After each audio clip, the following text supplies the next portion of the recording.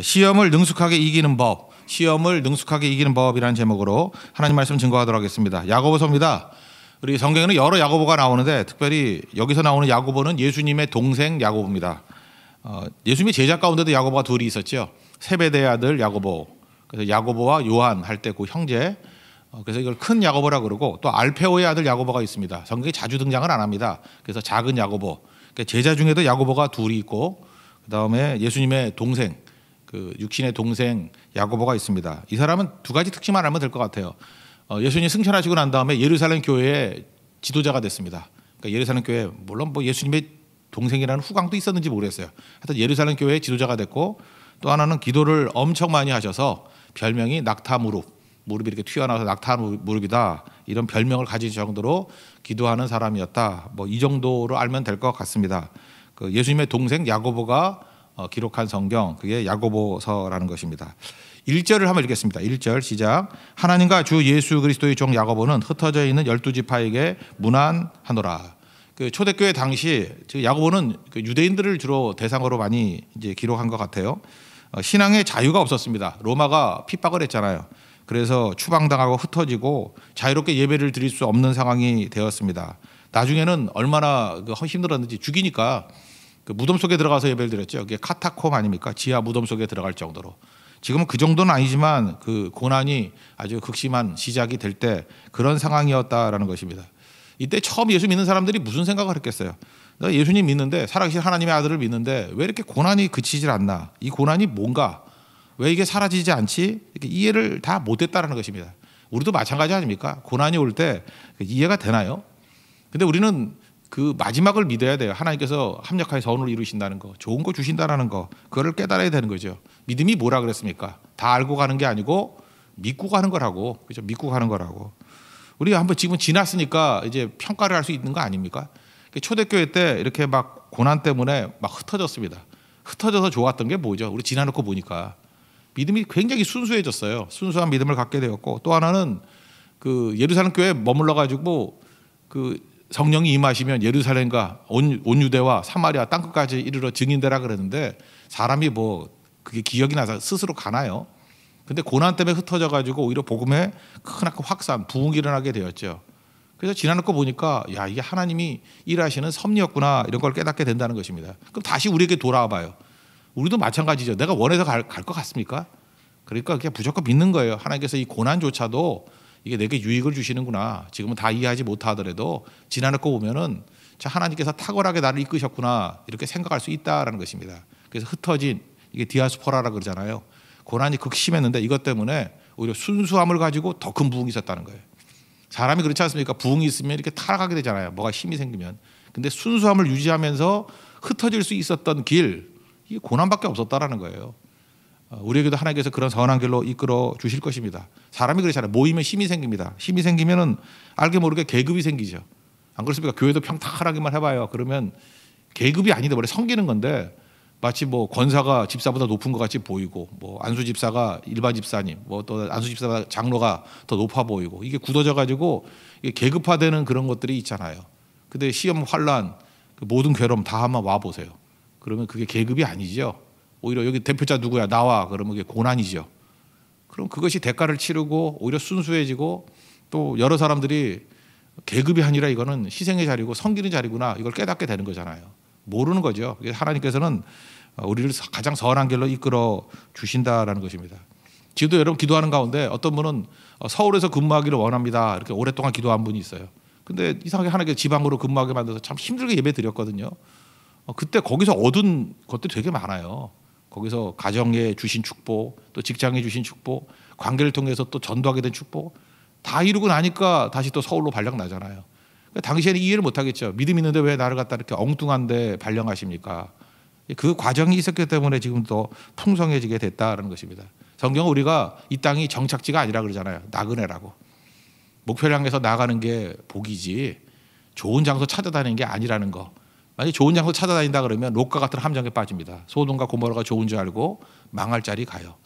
하나님께서 내게 기근이 있더라도 또 갈등이 있더라도 가나안에 머무르는 것 그게 내게 복이라는 거. 하나님께서 여러분 지금 현재 상황을 복으로 주심을 믿습니까? 감사히 나가는 믿음의 종 되기를 바랍니다. 그래서 2절부터 4절까지가 이제 본격적으로 시험의 유익이 뭔가, 고난의 유익이 뭔지를 설명해 주고 있습니다. 그 시험도 다양하다는 거예요. 그 여러 가지라는 말과 대비되는 게 온전이거든요. 온전히는 오래 올 모든 것을 다 기쁘게 여기라. 그러니까 여러 가지 시험이 오면 온전히 기쁘게 여기라. 1장 2절 한번 읽겠습니다. 시작. 내 형제들아 너희가 여러 가지 시험을 당하거든 온전히 기쁘게 여기라. 시험이 다양하다는 것입니다. 우리 인생 살다 보면 시험이 있고 시험 위에 또 시험이 있고, 그래서 항상 우리를 긴장하게 만들죠. 긴장하게 만드는데 이게 나쁜 게 아니라는 거예요. 그러니까 여러분들 시험이 오면 오늘 369장 2절 찬송했잖아요. 시험 걱정 모든 괴로움 없는 사람 누군가. 다 있거든요. 가까이 가보세요. 뭐 시험 없는 사람, 걱정 없는 사람, 모든 괴로움 없는 사람이 어디 있겠어요. 그죠? 부질없이 낙심하고 나가 떨어지지 말고 주님께 다 맡기자고. 여러 가지라는 건 뭐예요? 시험의 다양성. 그래서 이거 잊지 말아야 됩니다. 어떤 사람을 보고 내가 경험했던 거 가지고, 경험이라는 게 한계가 있어요. 하나님께서 경험을 통해서 나에게 케이스 바이 케이스거든요. 그런 방식으로 이끌었듯이 다른 사람도 이끄는 거 아닙니다. 그러니까 여러 가지 시험이라 그러죠. 시험이 다양해요. 그래서 하나님은 저런 방식으로 이끌어 가시는구나 하고, 다른 사람이 시험 당하고 고난 당하는 것에 대해서 자기 경험 가지고 이렇게 예단하는 건 하지 말아야 된다는 것입니다. 다르게 인도하셔요. 그리고 무조건 기쁘게 여기라. 왜? 우리는 끝을 알고 전체를 알잖아요. 끝이 좋을 거예요. 전체적으로 볼 때 이게 내 삶에 유익이 된다는 것입니다. 그럼 한번 생각해 봐요. 왜 많은 사람들이 고난을 그렇게 힘들어 할까요? 한번 생각해 봐요. 고난이 힘든 이유, 이것만 알면 왜 이 고난이 유익이 되는지를 알 수 있어요. 고난은요, 내 것을 포기하는 거예요. 그게 고난 아니에요? 내 것 포기하는 거. 또 내가 사라지는 거 아니에요. 또 내가 인정받지 못하는 거, 그런 거 아닙니까? 높은 자리에 있다가 막 떨어지면 내가 인정받지 못하는 거 아니에요? 다 공통점이 뭐예요? 다 내가예요. 내가 깨지는 게 고난이라고. 그래서 고난을 싫어해요.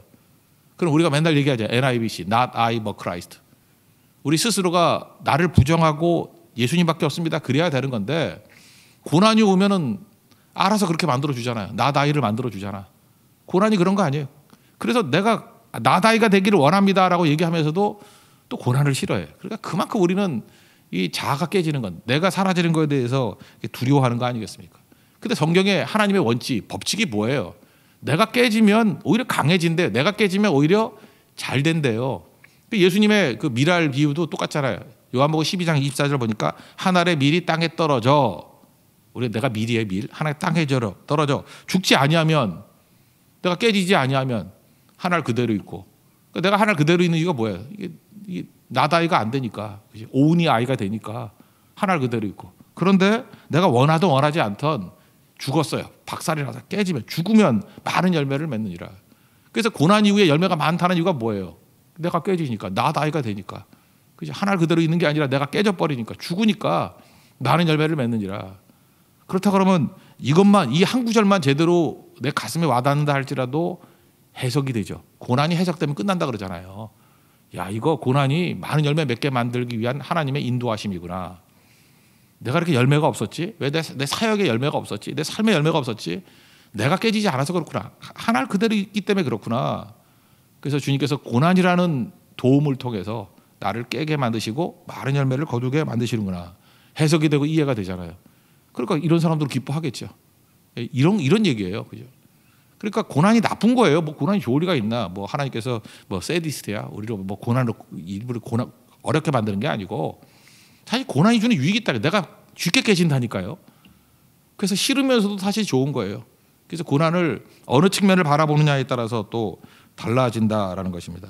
그래서 시험이 오는 거, 고난이 오는 거, 이거 너무 이상하게 생각하지 말고요. 그냥 오셨군요. 그러면 된다니까요. 그래서 인생, 뭐 예수 안 믿는 사람도 그러잖아요. 희노애락이 있다면서.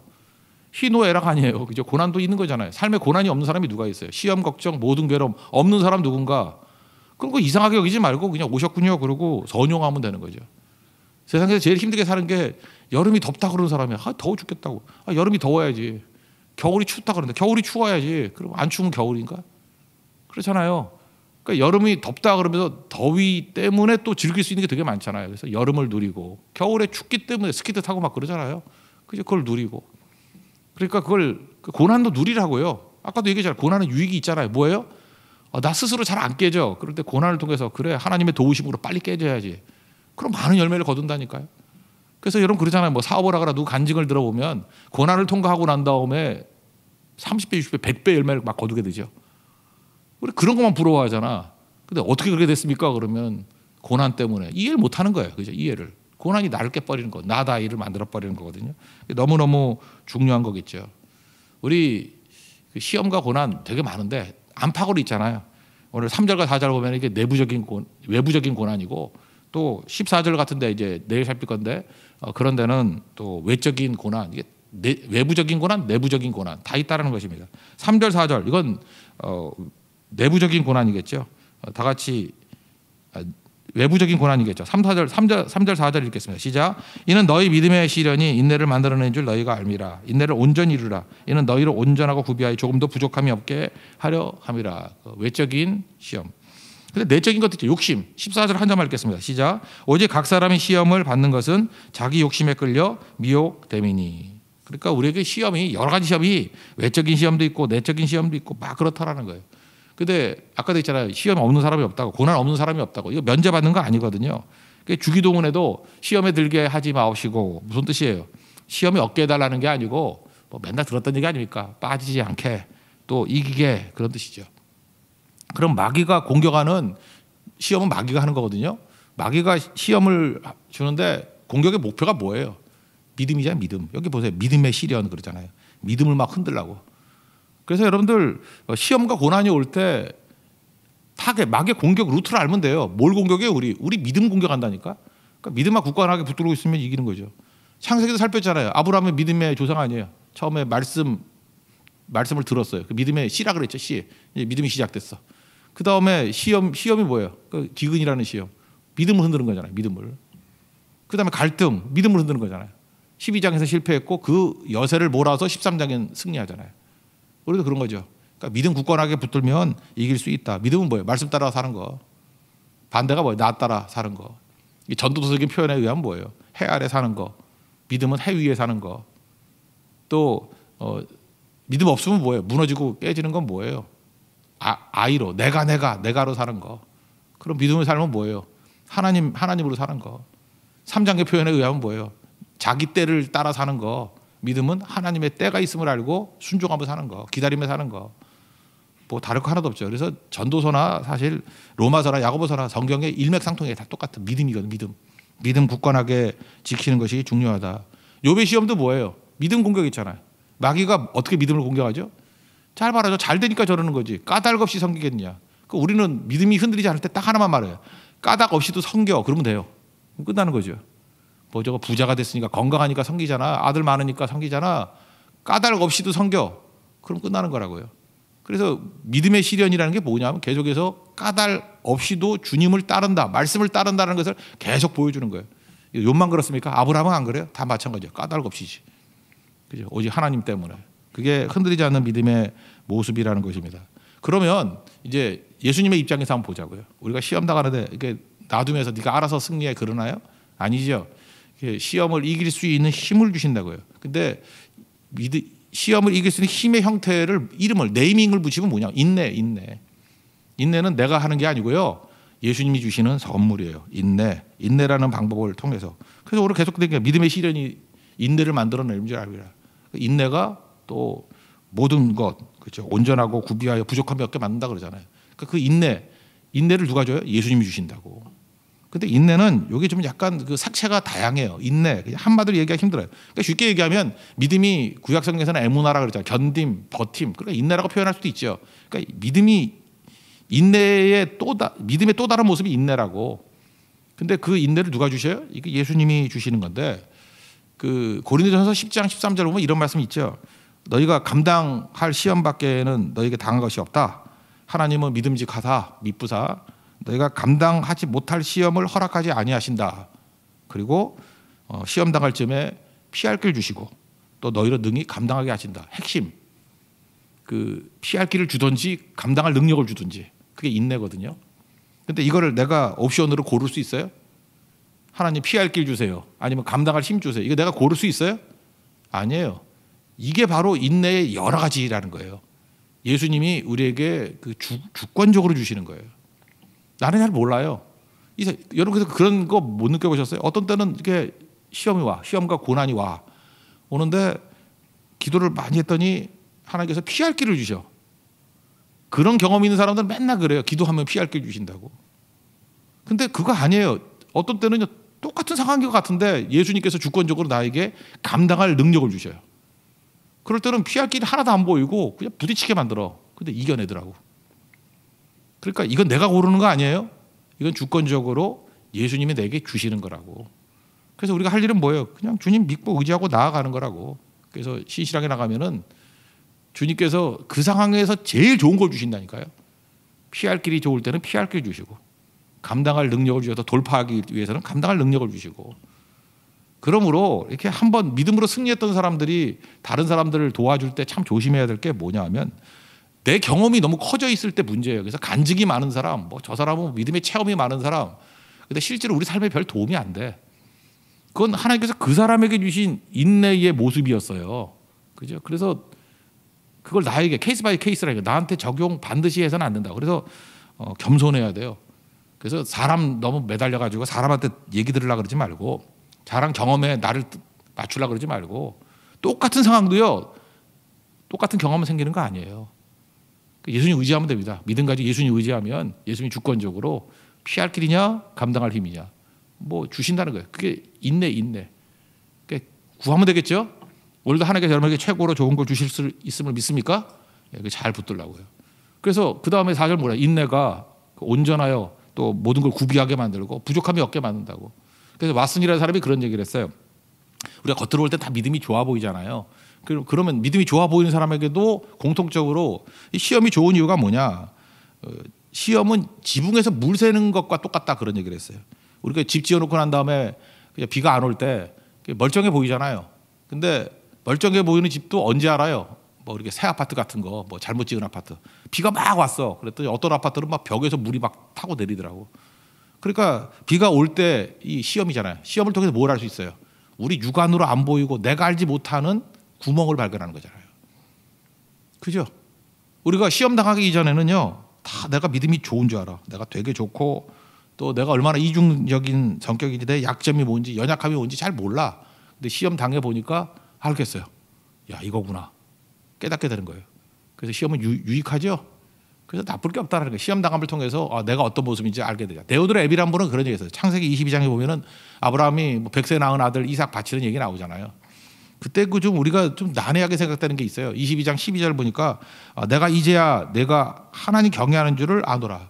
그 전능하신 하나님이 그 아브라함이 그 아들 바치려는 행위를 하니까 이제 비로소 네가 나를 경외하는 줄을 이제 알았다. 하나님 그거 모르셨을까요? 이거 데오드로 에비는 이렇게 해석을 했어요. 하나님이 몰라서 그렇게 시험한 게 아니고 하나님께서 아브라함에게 이제 믿음의 절정 아니에요. 아브라함도 자기 믿음이 어느 정도인지 모르는 거야. 집은 다 지어놨는데 이게 얼마나 튼튼한 집인지 물이 새는 집인지 잘 모르는 거예요. 그래서 집 다 지어놓고 난 다음에 엄청난 소나기를 줘가지고 아브라함 스스로에게 네 믿음이 어느 정도인지를 알게 하는 거예요. 비가 안 새네 깨달은 거죠. 내가 여호와를 경외하는구나. 이 상황 속에서도 집 완공 필 그런 거예요. 이해가 되시죠? 그러니까 뭐 하나님 앞에서 모든 시험 유익이 있는 거죠. 시험에 유익이 있으면 있습니까? 항상 시험 통해서 온전하고 구비하여 조금 더 부족함이 없게 만드신 하나님을 찬미하고 또 우리 절대 넘어지지 않아요. 인내라는 축복과 은혜를 주신다니까요. 그래서 피할 길을 주시든지 감당할 능력을 주시든지, 그래서 여러 가지 시험이 올 때 온전하게 기뻐할 수 있다라는 것입니다. 그 다음 나오는 게 이제 지혜 얘기인데, 제가 이렇게 야고보서를 보면서 이게 논리적이 않다는 얘기가 뭐라 그러냐면 그 12절부터 또 시험 얘기가 또 나오거든요. 그죠? 외적인 시험, 내적인 시험. 이거 붙여서 말하면 좋을 것 같은데 이게 막 섞여 있는 것 같아. 그래서 꼭 잠언 설교하는 것 같아요. 이게 논리적인 일관성이 별로 없는 것 같아가지고. 근데 중간에 지혜가 들어간 이유가 뭐냐면 이게 맞는 거예요. 지혜는 뭘 가려? 통찰력이거든요. 통찰력은 뭐예요? 이게 믿음을 향해서 나아가라 하는 것들을 우리에게 계속해서 알려준다는 것입니다. 지혜는 뭐예요? 잠언 같은 데는 지혜가 예수님 아니에요. 예수님은 끝을 보게 만든다. 예수님은 전체를 보게 만든다. 또 전도서에도 마찬가지. 지혜가 뭐예요? 허무함을 깨트리고 해 위의 삶, 전체를 보게 만드는 힘, 끝을 보게 만드는 힘이 있다. 그래서 뭐 전도서 11장 12장 보면은 여호와 경외하는 거, 하나님 창조주를 기억하고 경외하는 게 인간의 본분이다 그러잖아요. 똑같은 얘기죠. 그게 뭐예요? 지혜라는 거, 지혜. 그래서 중간에 지혜가 들어갔다는 것입니다. 여러분 다른 거 다 갖더라도 지혜가 없으면은 참 불쌍한 사람들이 있잖아요. 성경에도 보면은 어리석은 부자, 돈 많았잖아요. 근데 그 사람이 돈만 없었더라면 하나님 섬길 수 있었겠죠. 너무 돈 많이 벌다가 창고 짓고 걱정하다가 오늘 밤 내가 내 영혼을 데려가겠다. 네 것이 되겠느냐. 그 사람은 돈이 없었으면 오히려 나았을 뻔했죠. 권력도 마찬가지야. 바로왕 같은 사람. 권력이 없었으면 그래도 하나님께 굴복할 수 있었는데 너무 큰 권력을 가지니까 강팍함, 고집 부리다가 10가지 재앙 당하고 다 깨져버리죠. 그러니까 지혜는 그런 거라고. 지혜가 반드시 있어요. 지혜가 있어야 돈도 의미가 있고 지혜가 있어야 권력도 의미가 있다라는 것입니다. 그래서 지혜는 뭐냐? 이 가치를 판단하는 거. 가치. 진짜 가치가 무엇인지를 알게 만드는 힘. 그래서 여러분들 베이스를 깔려야 되는 게 지혜예요. 지혜 달라고. 지혜를 구하십시오. 먼저 9절, 10절 가치를 보는 눈에 대해서 한번 살펴봐요. 9절, 10절 읽겠습니다. 시작. 낮은 형제는 자기의 높음을 자랑하고 부한 자는 자기의 낮아짐을 자랑할지니 이는 그가 풀의 꽃과 같이 지나감이라. 여기 낮은 형제, 쉽게 그냥 돈 없는 가난한 사람 이렇게 얘기합시다. 예수 믿다 보면 핍박당하고 또 호적에서 파가고 뭐 가난해질 수도 있죠. 초대교회 때 그랬잖아요. 핍박이 심하니까. 그런데 이 가난하다는 것이 인격이 낮은 거예요? 아니죠. 가치가 낮은 거예요? 아니죠. 주 안에 있는 나죠. 내가 오히려 가난한다는 거 뭐예요? 핍박기에 가난이라는 게 진짜 믿음이라는 거 아니에요. 근데 우리는 알게 모르게 세상 기준 가지고 자꾸만 낙심을 해. 내가 예수 잘 믿는데 저 사람 믿지도 않는데 뭐 어떤 사람은 내가 너무 가난해서 하나님 영광을 가린대. 아니에요. 왜 영광을 가려요? 저렇게 하나님 말씀대로 가난하게 사는 진짜 하나님 앞에서 자랑거리가 될 만한 사람이죠. 근데 우리 이상한 소리를 해요. 내가 너무 이게 뭐 오랫동안 예수 믿었는데 너무 가난해서 하나님 영광을 가리는 것 같아요. 그게 바로 마귀에게 속고 있는 거라고요. 우리는 왕 같은 제사장이에요. 그거 아니죠. 그래서 뭐라고 얘기를 해요? 여기 얘기하잖아요. 그 낮은 형제는 자기의 높음을 자랑하라고. 주 안에서의 내 가치가 어떤 것인지를 꼭 알라고. 우리는 믿음의 부유함이 있거든요. 또 하나님의 영원한 것을 상속받잖아요. 어떻게 세상에서 이거 70년, 80년 되는 세상에서의 뭐 물질 가지고 내가 낮다 그러나 아니에요. 낮은 자, 가난한 자는 하나님께서 주신 가치, 높음을 자랑하라. 우리 한 장 더 넘어가서 2장 5절 미리 한번 읽어봅시다. 2장 5절 한번 읽겠습니다. 시작. 내 사랑하는 형제들아 들을지어다. 하나님이 세상에서 가난한 자를 택하사 믿음에 부유하게 하시고 또 자기를 사랑하는 자들에게 약속하신 나라를 상속으로 받게 하지 아니하셨느냐. 그러니까 믿음의 유산이 있고 하나님 약속의 나라를 상속했다. 이거 자랑해야 되는 거죠. 이게 되게 중요한 거 아닙니까? 그래서 제가 볼 때 그래. 뭐 옛날 인터뷰 기사 봤는데 가난한 사역자예요. 그 뭐 아시죠? 뭐 몽골 사역했는데 그분이 그런 얘기를 하더라고요. 내가 돈이 많았으면 이렇게 부부가 되게 금슬줬거든. 행복하지 않았을 거래. 그리고 자녀에게 이렇게 밝은 모습을 주지도 않았을 거래. 가난했으면 돈 많았으면 뭐 학원 보내고 뭐 1:1 과외시키고 그랬을 거 아니에요, 그죠? 그 다음에 지금도 그래요. 그때 그랬대요. 당장 이거 사역 끝나고 난 다음에 대책도 없대요. 노후 대책도 없대요. 그래서 너무 걱정이 돼가지고 노후 대책이 없으니까 지금도 여러분들 나이 들었는데 뭐 대책 없는 분들이 있죠. 이제 60, 70대 어떻게 살아가나. 그래서 전적으로 하나님께 맡기는 믿음이 자랐대. 아무것도 없으면 믿음이 자랄 거 아니에요. 지금도 그렇잖아요. 그 무슨 연금 나오는 거 있으면 은근히 든든하죠. 연금이 든든해. 보험회사가 든든해. 근데 아무것도 없으면 오히려 하나님만 믿는 믿음이 생기잖아요. 그 가봐야 알아요. 누가 더 든든할지. 하나님 믿는 게 든든할지, 그 연금이 든든할지. 연금 있는 그 회사가 망하면 어떡할 거야? 그 모를 일이에요, 그죠? 그래서 이렇게 잘했대요. 누구지 하면 악동 뮤지션 그 부모예요, 부모. 몽골 선교사였다며, 그죠? 그래서 부부가 좋고 금술이 좋고 자녀들 밝게 키웠고, 그리고 교육의 핵심이 뭐냐 그랬더니 딴짓 할 수 있는 기회를 줬대. 뭐 기회를 준 게 아니라 저절로 기회가 생긴 거지, 그죠? 아무것도 없으니까. 전 그런 생각이 돼요. 악동 뮤지션 그 두의 남자애는 이름 모르니까 여자는 이수연인 것 같은데 남자 이름이 뭐죠? 뭐 하여튼간에 걔네들 군대 가 있는데 그런 상황에서 인물이 나온 거지. 만약에 한국에서 있었다 그러면 걔네 학원 다녀야지 언제 그 가수 하겠어요, 그죠? 그러니까 모를 일이죠. 그러니까 가난할 때 드릴 수 있는 감사기도가 있죠. 그 안에 뭐가 믿음이 있으니까. 남 얘기 아니에요. 요즘에 그래서 이분들 막 다니면서 강의 많이 하는데 어떻게 애를 그렇게 잘 키웠냐고. 내가 왜 잘 키운 것도 믿음 하나 가지고 하나님께 맡겨버린 거예요. 그거밖에 더 있어요? 믿음 하나 가지고 자기 은사, 너는 하나님의 걸작품이다. 그거 붙들게 만들고 맡겨버린 거 아니에요. 뭘 강의를 들어. 내가 볼 때 그 10초면 안 할 수 있는 거. 못하는 거. 믿음이 없는 거죠. 그죠? 그 다음에 부자는 돈이 내 인격이라고 착각하지 말라는 거예요. 돈이 축복이라고 생각하지 말라는 거예요. 돈은 뭐예요? 은사라니까. 잠시 더 맡겨둔 거예요. 청지기 같이. 그럼 맡겨줬으면 써야 될 거 아니에요. 횡령한 청지기지. 자기가 더 많이 맡겨줬는데 나는 안 주고 지 혼자 다 해먹고 가니까 바보죠. 바보 아니면 이건 횡령이라고. 그죠? 그러니까 맡긴 거 잘 쓸 줄 알아야죠. 여러분 부자가 된다라는 게 얼마나 위험한 거지 아십니까? 성경은 되게 위험하다 그러잖아요. 잠언의 아굴의 기도에도 나오잖아요. 뭐 부하게도 마옵시고 가난하게도 마옵시고. 거기서 부한 게 뭐라 그래요? 내가 배불러서 하나님 모른다. 이게 일상이거든요. 돈 많아지면요 돈 그러지 하나님 안 찾아요. 그러니까 예수님 뭐라 그래요? 부자가 천국 가는 게 낙타가 바늘귀로 들어가는 것보다 어렵다. 그러니까 부자는 위험한 거라고. 근데 우리 잠깐만 복이라고 생각해. 부자 진짜 위험해요. 위험하다고. 위험하니까 어떻게 해야 됩니까? 낮아짐 자랑하라고. 낮아짐. 그래서 부자에 대해서 이거 오래 안 가. 시들어버리는 풀하고 똑같아. 그냥 한 방에 날아가는 거야. 아무것도 아니야. 빨리 깨달으라는 거죠. 다시 10절과 11절 읽겠습니다. 시작. 부한 자는 자기의 낮아짐을 자랑할지니 이는 그가 풀의 꽃과 같이 지나감이라. 해가 돋고 뜨거운 바람이 불어 풀을 말리면 꽃이 떨어져 그 모양의 아름다움이 없어지나니 부한 것도 그 행하는 일에 이와 같이 쇠잔하리라. 이사야 40장에 나오는 뭐 풀이 마른다 뭐 그런 얘기가 똑같은 거죠. 그 이사야 40장 보면 풀하고 대비되는 게 뭐예요? 하나님의 말씀은 영원하다. 그죠? 그 말씀 붙드는 게 뭐예요? 그게 믿음이죠. 믿음은 영원하다 그 얘기지. 그러면 이 지혜가 뭐예요? 지혜는 이걸 깨닫게 만드는 게 통찰력이거든. 가난하다고 가난한 게 끝이 아니고 네가 얼마나 영적으로 부유한지 상속받는지를 깨달아라. 반대를 알게 만들고. 또 부자에게는 너 돈이 다가 아니야. 부자는 위험한 거야. 그러니까 낮아짐을 자랑하면서 하나님 앞에 사명 다할 줄 알아야 돼라고 하는 걸 깨닫게 만드는 게 지혜라니까요. 그 지혜가 있어야 부도 의미가 있고 그릇의 지혜는 그릇. 부여도 의미가 있고 권력도 의미가 있다는 것입니다. 그럼 지혜 어떻게 생기죠? 예수님 구하면 돼요. 예수님 믿으면 돼요. 예수님이 내 안에 계시면 돼요. NIBC, Not I, but Christ. 그러면 지혜예요. 예수님이 지혜시니까. 그러니까 예수 잘 믿으면 다 지혜롭습니다. 그러니까 믿음이 있는 사람 치고 내가 지혜 없는 사람 못 봤어요. 예수님을 내 주인으로 모시면 다 지혜 있어요. 그리고 굳이 하나 더 말한다 그러면 구하래요. 그래도 부족하면 막 구하세요. 지혜 달라고. 통찰력을 달라고. 판단력을 달라고. 그 지혜 주면 믿음으로 간다니까. 지혜가 믿음 붙들라고 만들어요. 어떤 상황에도 믿음을 붙들 수 있는 힘이 지혜예요. 인내와 지혜인데 인내는 예수님께서 이길 수 있도록 주시는 거고 지혜는 믿음 붙들라고 주는 어떤 충동심이에요. 믿음 붙들라. 5절부터 8절까지 읽겠습니다. 시작. 너희 중에 누구든지 지혜가 부족하거든 모든 사람에게 후히 주시고 꾸짖지 아니하시는 하나님께 구하라. 그리하면 주시리라.